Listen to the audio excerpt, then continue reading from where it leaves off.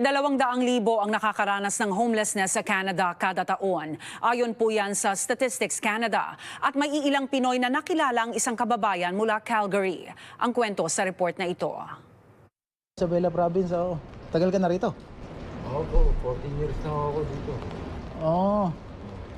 And yung tawag dito, matagal ka na dito sa street? Opo. Mga ilang taon na?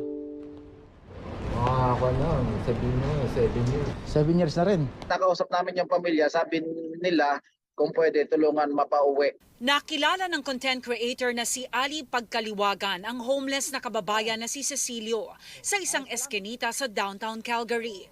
Pumayag si Cecilio na humarap sa kamera. Wings at saka, kahit wings, basta may kanin, kahit anong ulam. Oo, saka drumstick. Drumstick. Opo. Sige, Jollibee pa yata ang gusto mo ah. Ikalima na raw siya sa